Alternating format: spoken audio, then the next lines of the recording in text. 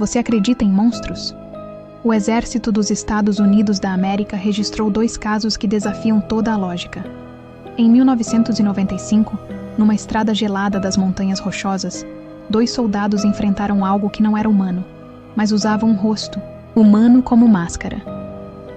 3 décadas antes, nos pântanos da Flórida, um recruta desapareceu em segundos, sem gritos, sem pegadas, como se tivesse sido apagado da realidade.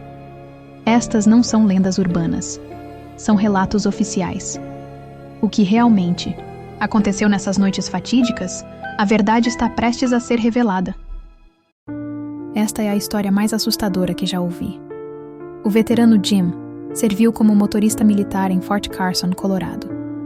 Sua principal missão era transportar suprimentos da base para o posto avançado Thunder Ridge, nas Montanhas Rochosas. Um dos postos militares mais altos da América do Norte, a mais de 4.000 metros de altitude. Depois de deixar o exército, Jim entrou para os negócios e hoje é um homem rico. Ele contou essa história durante um jantar com amigos.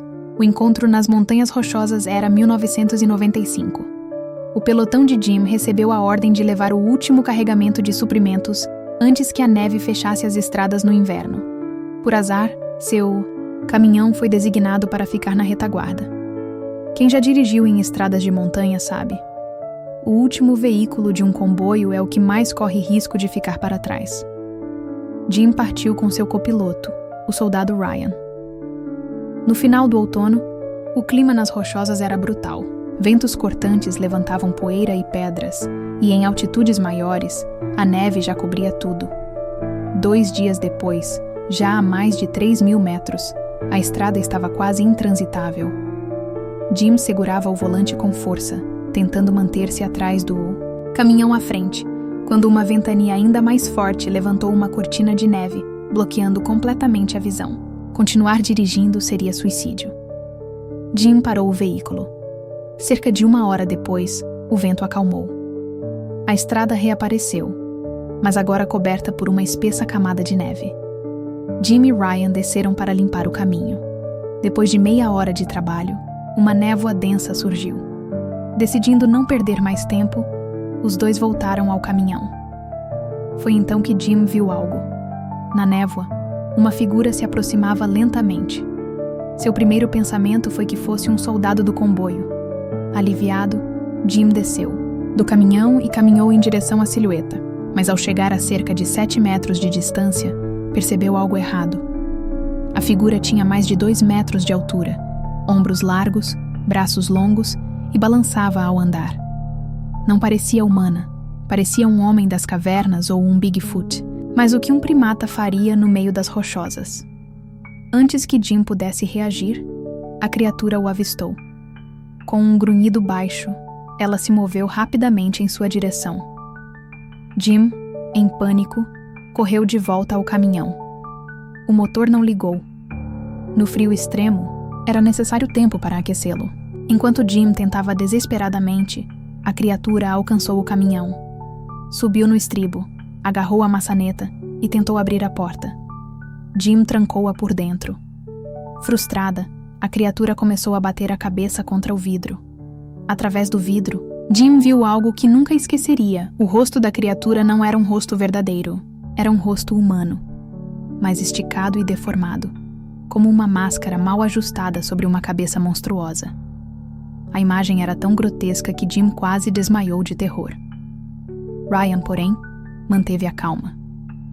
Pegou a pá de neve que estava atrás do banco e a entregou a Jim. Sem pensar, Jim baixou o vidro e desferiu um golpe violento na criatura. O monstro soltou um uivo e caiu do caminhão. Dessa vez, o motor ligou. Jim acelerou ao máximo e fugiu dali. No retrovisor, os 2 viram que a criatura não os seguia. Respiraram aliviados. Por sorte, alcançaram o comboio antes do anoitecer e cumpriram a missão. O mistério que nunca se explicou. A história se espalhou entre os soldados de Fort Carson. Um monstro nas rochosas já era estranho, mas um monstro usando uma face humana como máscara? Inacreditável. De onde veio a criatura? De onde veio o rosto humano? Por que ela o usava? Jim deixou o exército pouco depois e enriqueceu nos negócios. Já Ryan, no ano seguinte, sofreu um acidente durante uma missão nas montanhas. Seu caminhão caiu em um desfiladeiro. Seu corpo nunca foi recuperado. Até hoje, Jim diz que sonha com aquela face, a face distorcida, inexplicável e aterrorizante. O desaparecimento nos Everglades em 1970, o soldado Josh Reynolds, designado para a base militar de Homestead, Flórida, recebeu a missão de transportar suprimentos para um posto avançado nos pântanos dos Everglades. Seu parceiro era o recruta Mike Carter, um novato de apenas 19 anos. A viagem deveria ser simples, cerca de 300 milhas por estradas secundárias, mas os Everglades à noite eram um lugar traiçoeiro. Depois de abastecerem em Naples, seguiram, pela rodovia 29, uma estrada estreita cercada por águas escuras e vegetação densa. Por volta da 1h da manhã, Josh parou o caminhão para um pit stop. Mike desceu rapidamente, dizendo que ia aliviar a pressão atrás de uma árvore. Josh esperou. 20 minutos se passaram. Mike, tá tudo bem? Josh chamou, acendendo a lanterna. Nada. Ele revirou os arredores, cada vez mais assustado. O pântano estava silencioso demais. Nem insetos, nem sapos. Apenas o vento cortando os juncos. De repente, sua lanterna captou algo no chão. A carteira militar de Mike, aberta, com sua foto sorridente. Mas não havia pegadas ao redor, como se ele tivesse simplesmente evaporado. O exército revirou a região por 3 dias. Nada.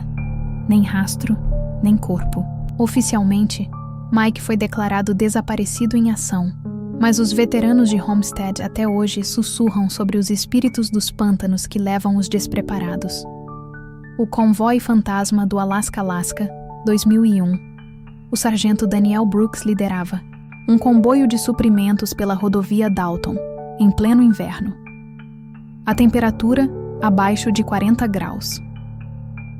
Na madrugada do 3º dia, perto do Círculo Polar Ártico, o radar do caminhão de Daniel detectou um veículo à frente. Um caminhão militar, antigo sem placas, movendo-se devagar. Que diabos? Daniel falou no rádio. Nenhum convoy foi autorizado aqui hoje.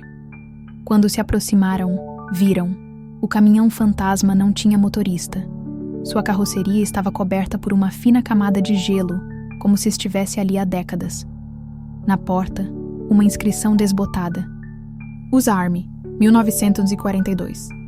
Antes que pudessem investigar, uma rajada de vento cobriu a estrada com neve.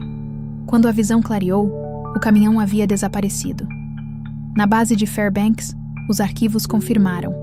Em 1942, um comboio desapareceu naquela exata região durante uma tempestade.